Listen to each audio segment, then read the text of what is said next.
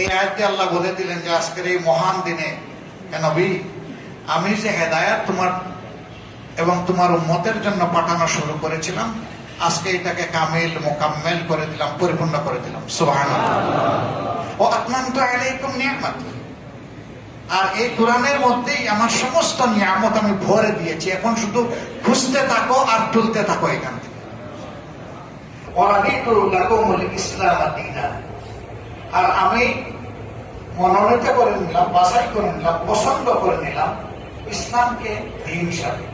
তাহলে দিনটা কি? আর দিনুন নাসিহা, দিন হচ্ছে মানুষের জীবনে উত্তম উত্তম হুকুম, নির্দেশনা এবং পরামর্শ দেওয়া, এর উপরে আমল করার নাম, ইয়াকিনের সাথে মেনে নেওয়ার নাম যে এটা আমার আল্লাহ হেদায়েত, এর মাঝেই আমার জন্য কল্যাণ। এই যে মসজিদে আজকে ইনশাল্লাহ এসার পরে তো খতিব সাহেব, ইমাম সাহেব বয়ান করবেন, আমরা কান ভরে মন ভরে শুনবো। এখনো আমরা শুনছি। একটু আগে সালাত আদায় করলাম, আল্লাহ তাআলা তৌফিক দিয়েছেন, এই জন্য আলহামদুলিল্লাহ। মাহবুব যদি আমাদেরকে বিছনায় ফেলে দিতেন, যদি না আসতে পারতাম, যদি শয়তান আমাদেরকে তার জালে বন্দী করে ফেলতো, তাহলে তো আমরা এই সৌভাগ্য থেকে বঞ্চিত হয়ে যেতাম। আমাদের মুয়াজ্জিন সাহেবের এই আওয়াজ প্রতিদিন 5 বার সব মানুষের কানে যায়, হাইয়া আলাস সালাহ, হাইয়া আলাল ফালাহ, আসো নামাজের দিকে, আসো কল্যাণের দিকে। কিন্তু তাই বলে কি সবাই মসজিদে আসতে পারে? পারেন না তো। কেউ আসেন, কেউ আসেন। সক্ষম পুরুষ, প্রাপ্তবয়স্ক পুরুষ সকলের জন্য মসজিদে এসে বাজামাত সালাত আদায় করা উচিত। কিন্তু এই সৌভাগ্য অনেকে নাই। অনেকে ঘরে পড়ে না, অনেকে পড়ি না, অনেকে আবার 3-4 ওয়াক্ত জমাই একসাথে পড়ে মনে করে যে আল্লাহরে বোধ হয় খুশি করে ফেলতে পারছি। আল্লাহ তো বলছেন যে আমি সমস্ত নামাজের জন্য ওয়াক্ত নির্ধারণ করে দিয়েছি, সেই ওয়াক্ত মোতাবেক পড়ো। এটা ওয়াজিব, পড়তে হবে ওইভাবে। বলছিলাম যে এখানে দেখেন শান্তি আর শান্তি। এই যে বাচ্চাটা, তার বয়স কত হবে? 4-5 বছর। এই বাচ্চা এসে বাবার পাশে এখানে দাঁড়িয়ে সালাত আদায় করেছে। আরেকজন বয়স্ক মুরব্বী তাকে বলতে পারবেন না, বাচ্চা তুমি পিছনে যাও, কারণ সে কিন্তু আগে এসেছে। এরকম এক ঘটনা নবী করিম সাল্লাল্লাহু আলাইহি সাল্লাম মেহরাবে হাজির হওয়ার আগে এইরকম এক শিশু 7-8 বছরের, সে এসে মুয়াজ্জিন সাহেবের ঠিক পাশের আসনটা দখল করে বসেছে। ওমর ইবনে খাত্তাব রাদিয়াল্লাহু তাআলা আনহু মসজিদে প্রবেশ করলেন। এই জায়গাটা তার বড় প্রিয় জায়গা। আয়েশা খুব আদর দিয়ে আলতোভাবে মায়া করে বললেন, বাবা তুমি এই জায়গাটাকে আমাকে একটু ছেড়ে দিতে পারো? এই ছোট্টই বাচ্চা সিংহের রূপ ধারণ করে বলল, অবশ্যই না। হযরতে ওমর ইবনে খাত্তাব রাদিয়াল্লাহু তাআলা আনহু চিন্তা করলেন, এত মায়া করে বললাম, সে কি বলবো আমারে? বলল, কেন অবশ্যই না? আমি চাই নবী করিম সাল্লাল্লাহু আলাইহি ওয়াসাল্লাম ফরজ নামাজ আদায় করার পরে যখন বলবেন কি সালাম যে আমরা ফেলে একটু সাহায্য করেন, আসসালামু আলাইকুম ওয়া রাহমাতুল্লাহ, আসসালামু আলাইকুম ওয়া রাহমাতুল্লাহ, সালাম দিয়ে তাই নিয়ে খুব পাবে তরবলাপ হয়ে যায় মাঝে মাঝে। নামাজ আমরা শেষ করি, তাই না? যে বাচ্চা বলতেছে, আমি চাই মায়ার নবী, দয়ার নবী, রহমতের নবী, রহমতি চোখের দৃষ্টি সালাম ফিরানোর সাথে সাথে আমার দিকে পড়ো। এই জায়গা ছাড়বো না, আজকে তখন করছি বড় কষ্ট করে।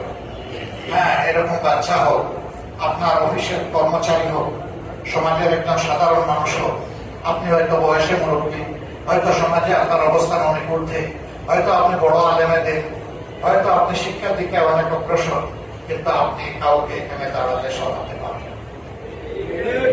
তার কারণ হলো আমরা সকলের পরিচয় হচ্ছে আমরা আব্দুল্লাহ, আল্লাহ তাআলার গোলাম। এখানে এসেছি গোলামি করার জন্য, অন্য কাজ কোন কাজের জন্য না। ওয়া মা খালাকতুল জিন্না ওয়াল ইনসা ইল্লা লিয়াবুদুন। আর এছাড়া অন্য কোন কাজে আমি জিন এবং মানুষকে পয়দা করে নেই, তারা কেবল আমার গোলামি করে। এখানে সবার এক স্ট্যাটাস, সবাই গোলাম। এখানে অন্য কোন অভিযোগ কেউ নাই, সব গোলাম। এবং দেখেন কেমন গোলাম, তারা তাকে একবার নিজেকে নিজে আসামি হিসাবে হাত ধরে যে আমাকে কেউ অ্যারেস্ট করে, আমি নাই, আল্লাহ আমার গুনার কথা স্মরণ করে আমি দাঁড়াই গেছি তোমার দরবারে, আমাকেই আমি অ্যারেস্ট করে ফেললাম তোমার সাথে। তারপরে সূরা পড়লাম, পড়ে আল্লাহু আকবার বলে রুকুতে গেলাম, মাথা নত করলাম, ওখানে গিয়ে আল্লাহ তাআলার তাসবিহ, সুবহান রাব্বিয়াল আযীম, আমরা তাসবিহ করতেছি, আল্লাহর পবিত্রতা বয়ান করছি। সামি আল্লাহু লিমান হামিদা, আল্লাহ তুমি তো শুনতেছো, আমি তোমার প্রশংসা করতেছি। রব্বানা লাকাল হামদ, হে রব তোমারই সমস্ত প্রশংসা, আর কারণ আবার আল্লাহু আকবার বলে এমন অবস্থা হলো যে মাথাটাই আমরা লুটিয়ে দিলাম। দেখেন, আমি এই কথাটা বলে শেষ করব। একমাত্র প্রাণী দুনিয়ার, ভালো করে খেয়াল করবেন, যেই প্রাণীটা দাঁড়ানোর সময় সোজা হয়ে দাঁড়ায়, চলাফেরার সময় সোজা হয়ে চলাফেরা, তার পায়ের পাতা আর মাথা সোজা আলিফ। আল্লাহু আকবার। আমি চিকিৎসা বিজ্ঞানের ছোট্ট ছাত্র, অতি নগণ্য, অনেক প্রাণীর উপর আমাদের শিখতে হয়, গবেষণা করতে হয়, তাও আল্লাহর সৃষ্টির মধ্যে এটা নগণ্য। একটা প্রাণী জানা মতো নাই, নজরে পড়লো না, দেখলাম না কোনোদিন, আমিও না, আপনারাও না, যে এরকম সোজা। আর সবগুলা হয় রুকুর হালতে, না হয় বুকে ভোট দিয়ে চলে, হয় মাটি শেষরাইয়া চলে, না হয় পানির মাঝে সাঁতার কাটে। একটা প্রাণী আল্লাহ মাথাকে সোজা করে রেখেছেন। আল্লাহু আকবার। কি মেহেরবানি আমাদের মাবুদের আমাদের প্রতি। সেই মাবুদ বলেন, এই যে বিরল সম্মান তোমাদেরকে দিলাম, এই মাথা শুধু আমার কাছে লুটাবা, মাথা নত করবা শুধু আমার কাছে, আর কার কাছে। যে বান্দা এটা পারবে তার জীবন সার্থক। মন করে যে আল্লাহর সামনে মাথা নত করতে পারবে, লুটিয়ে করতে পারবে, তার জীবন সার্থক। মানুষকে আল্লাহ তাআলা মায়ের পেট থেকে পয়দা করে নিষ্পাপ অবস্থায়, আল্লাহর বান্দা যখন সিজদায় গিয়ে কাঁদে, চোখের পানি থেকে আর বলে, মাবুদ গো, আমার গুনাহ না হয় তোমার হিমালয় পর্বতের মতো, কিন্তু দয়ার মাবুদ, তোমার রহমতের মাগফিরাতের কোনো সীমা পরিসীমা না।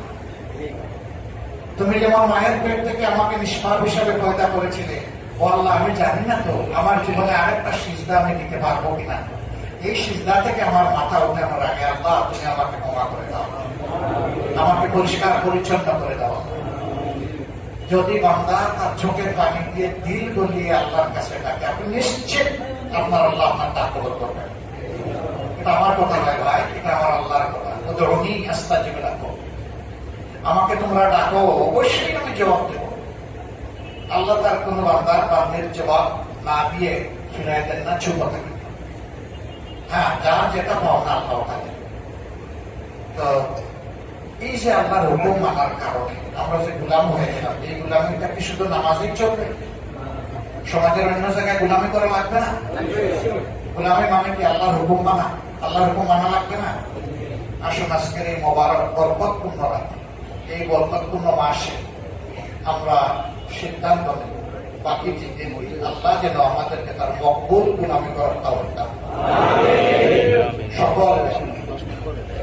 তাহলে মসজিদ যেমন শান্তির বাগান, ইনশাআল্লাহ আমাদের সমাজে হবে শান্তির বাগান। আর যদি সমাজে না মানে আর শুধু মসজিদে মানে, তাহলে খবর আছে। আল্লাহ তাআলা পরিষ্কার বলেছেন, আফা তুমিনুনা বিবাদিল কিতাবি ওয়া তাকফুরুনা বিবাদ, ফামা জাযাউ মান ইয়াফআলু যালিকা মিনকুম ইল্লা খিজয়ুন ফিল হায়াতিদ দুনিয়া। আমি যে বরকতময় কিতাব তোমাদেরকে দিলাম, নিয়ামত করা কিতাব দিলাম, সেই কিতাবের কিছু যদি তোমরা মানো আর কিছু মানো না, তাহলে কি আচরণ আমার কিতাব অর্থাৎ আল কোরআনের হুকুমের সাথে যারা করবে, আল্লাহ বলছেন যে আমি এছাড়া তার আর কি পাওনা আমার কাছে হতে পারে যে আমি দুনিয়া তাকে চরমভাবে লাঞ্ছিত করবো, বেইজ্জত করবো। বলেন না আলহামদুলিল্লাহ। আল্লাহ যারা বেইজ্জত করবেন তার দুনিয়া আছে, তার আখিরাত আছে, তার সব ধ্বংস। আল্লাহ তাআলা তার গোটা কোরআনের হুকুম আহকাম আমাদেরকে মানার তৌফিক দান করুন। আমার জন্য একটু দোয়া করবেন। আমি মুখে যা বলি আল্লাহ যেন আমাকে তাই করার তৌফিক দান করেন। এবং আমি আপনাদের জন্য দোয়া করি, যে কথাগুলো আল্লাহ তাআলা তার মেহেরবানিতে দ্বীনের ইলম হিসাবে আপনাদেরকে শোনার জানার সুযোগ দিয়েছেন, আল্লাহ যেন আপনাদেরকে সেগুলোর উপর নেকামত করার তৌফিক দান করেন। এই মসজিদের প্রতিষ্ঠা পরিচালনা, এই মেম্বর এবং মেহরাবের হক যুগ যুগ ধরে যারা আদায় করেছেন, আর আমরা যারা তাদের পিছনে ইক্তেদা করে সালাত আদায় করেছি। আল্লাহ আমাদের সকলকে মাফ করুন। বিশেষ করে প্রতিষ্ঠাকারীদেরকে আল্লাহ উত্তম, অতি উত্তম জাযা দান করুন। তারা তাদের হৃদয়ের আবেগ দিয়ে, তাদের মেধা যোগ্যতা দিয়ে, অর্থ বিত্ত দিয়ে, পরিশ্রম দিয়ে এরকম ঠিকানা তৈরি করে গিয়েছেন বলে আজকে মন করে আমরা সালাত আদায় করতে পারি। রব্বুল আলামিন দুনিয়া থেকে এরকম যারা চলে গেলেন তাদের কবরগুলাকে জান্নাতের এক একটা জীবন্ত টুকরায় পরিণত করে দিন এবং সেই কবরগুলোর সাথে মাহবুব তার মায়ার জান্নাতের একটা জানালা করে দিন। এটা যারা পরিচালনা করেছেন, এখন যারা করছেন, প্রতিষ্ঠা করেছেন এবং ইমাম সাহেব, মুয়াজ্জিন সাহেবরা আরো বড় করবেন। আসরের দিন আল্লাহ তাদের গলা লম্বা করে উঠাবেন। ওই যে তারা আযান দেন, এটা আলাদা মর্যাদা। সেদিন আপনাদের পাশে ভাই আমাদেরকে একটু রাখবেন, একটু মায়া করবেন। সেটা আল্লাহ যেন আমাদেরকে সেদিনও একসাথে হাসর নসিব করেন, নবীন, সিদ্দিকিন, শুহাদায়ে কেরাম এবং সালেহীনদের সাথে। প্রিয় বাংলাদেশের প্রতি আল্লাহ তাআলা রহম করুন, শান্তির ফয়সালা নাযিল করুন। আমাদের দেশটাকে আল্লাহ শান্তির দিকে নিয়ে যান। আমাদেরকে আমাদের দায়িত্ব পালনের তৌফিক দান করুন। আমাকে সুযোগ দেওয়ার জন্য আপনাদের অনেক শুকরিয়া। আল্লাহ তাআলা আপনাদের হায়াতে, সেহাতে, ইজ্জতে, ইলমে, আমলে, রিজেকে অফুরন্ত বারাকা দান করুন। আসসালামু আলাইকুম ওয়া রাহমাতুল্লাহি ওয়া বারাকাতুহু।